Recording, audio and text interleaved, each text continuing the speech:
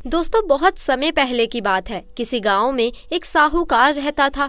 उसके 7 पुत्र और एक पुत्री थी। एक बार कार्तिक मास की कृष्ण पक्ष की चतुर्थी यानी कि करवा चौथ के दिन साहूकार की पत्नी सहित 7 बहुएं और उसकी बेटी ने करवा चौथ का व्रत रखा। फिर जब शाम हुई तो साहूकार के बेटे खाना खाने बैठे तो उन्होंने अपनी बहन से कहा, बहन अब शाम हो गई है, आओ खाना खा लो। तब उनकी बहन ने कहा, नहीं भैया, आज मेरा करवा चौथ का व्रत है और अभी चांद भी नहीं निकला है। चांद निकलने पर उसे अर्घ्य देकर ही आज मैं भोजन करूंगी। यह सुन 7 भाई मायूस हो गए, क्योंकि वे सभी अपनी बहन से बहुत प्रेम करते थे और बहन को भूख से व्याकुल नहीं देख पा रहे थे। फिर सभी भाई गांव के पास वाली पहाड़ी पर गए और वहां उन लोगों ने एक दीपक जला कर रख दिया और फिर सभी घर आकर बहन से बोले, देखो बहन, चांद निकल आया है, अब अर्घ्य देकर तुम खाना खा सकती हो।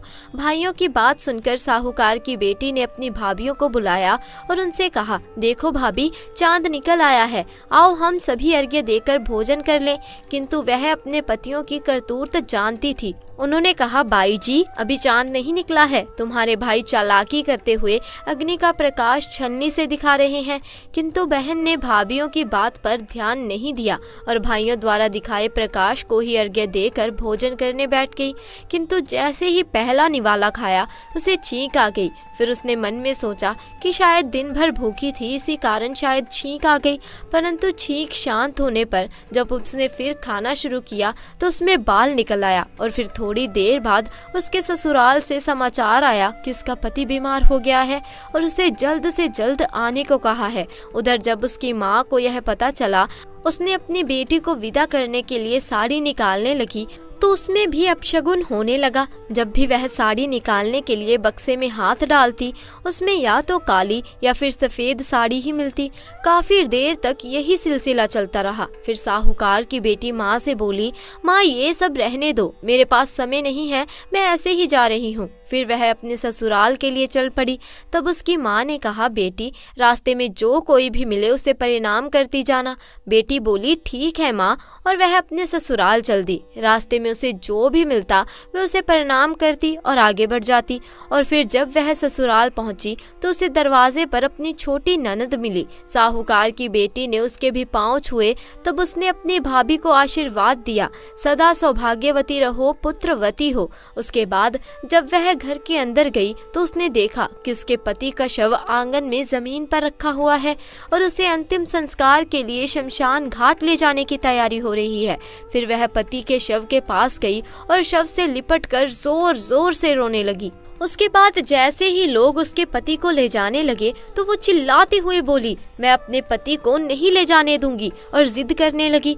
किंतु गांव वाले जब नहीं माने तो साहूकार की बेटी ने उन लोगों से बोला, मैं भी इनके साथ शमशान घाट चलूंगी, और फिर साथ साथ शमशान चली गई। शमशान घाट पहुंचने पर जब उसके पति के अंतिम संस्कार का समय आया और उसे चिता पर लिटाया जाने लगा तो वे बोली, मैं अपने पति को जलाने नहीं दूंगी। यह सुनकर शमशान घाट में मौजूद लोगों ने उसे काफी समझाया, लेकिन वह अपनी जिद पर अड़ी रही।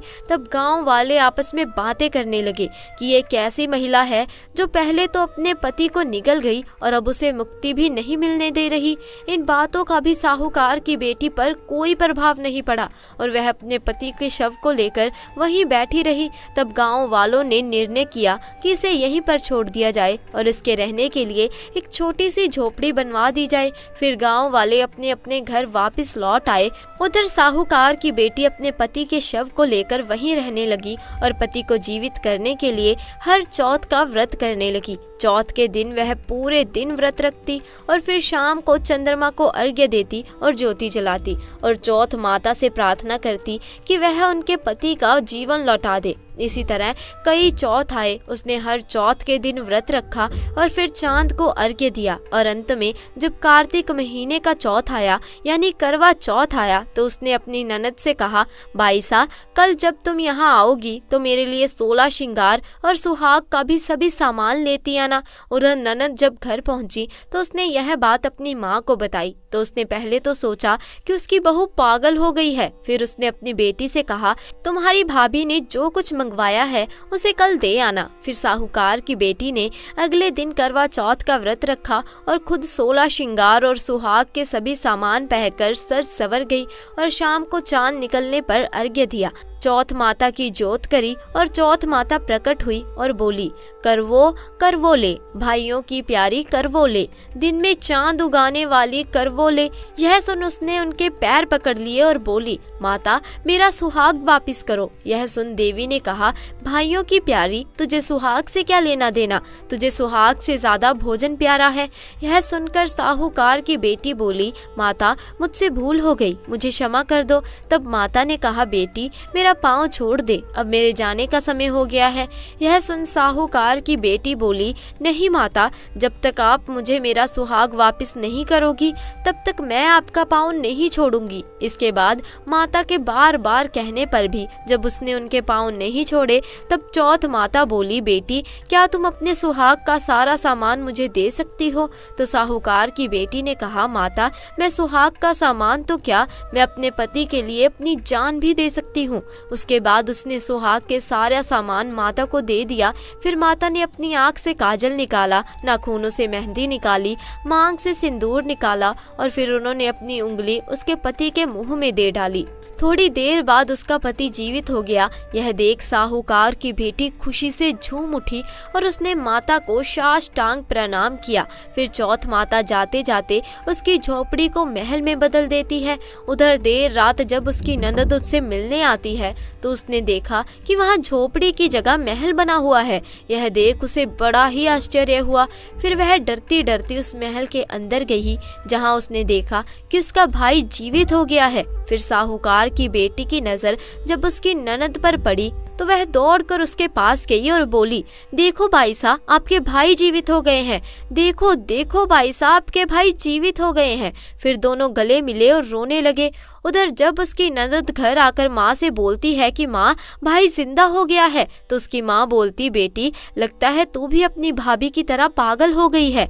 ये सुन बेटी बोली, नहीं माँ मैंने देखा है, भाई सच में जिंदा हो गया है और भाभी ने आपको गाजे बाजे के साथ आने को कहा है। और उसके बाद सभी घर वाले गाजे बाजे के साथ अपने बेटे को लेने पहुंचे और वहां पहुंचकर जब साहूकार की बेटी की सास ने देखा कि सच में उसका बेटा जिंदा है तो वह अपने बहू के पैर छूने लगी। यह देख बहू बोली, माँ आपका बेटा वापिस आ गया। सास बोली, बेटी तुम धन्य हो, मैंने तो साल भर पहले ही अपने बेटे को मरा हुआ समझ लिया था, किंतु तुम्हारी तपस्या के कारण वह साल भर बाद फिर से जिंदा हो गया है। तो करवा चौथ की कथा दोस्तों आज यहीं पर समाप्त होती है। किंतु गेहूं के 13 दाने दाएं हाथ में लेकर ही कथा सुने और कथा सुनने के बाद अपनी सासू जी के चरण स्पर्श करे और करवा उन्हें दे दे। पानी का लौटा गेहूं के दाने अलग रख ले। रात्रि में चंद्रोदय होने पर पानी में गेहूं के दाने डालकर उसे अर्घ्य दे, फिर भोजन करे। तो दोस्तों उम्मीद है आपको हमारी आज की ये कथा पसंद आई होगी। अगर आपको आज की कथा पसंद आई तो वीडियो को लाइक करें, शेयर करें और चैनल को सब्सक्राइब करें। जल्द मिलेंगे ऐसी ही नई जानकारी के साथ, तब तक के लिए आपका बहुत बहुत धन्यवाद।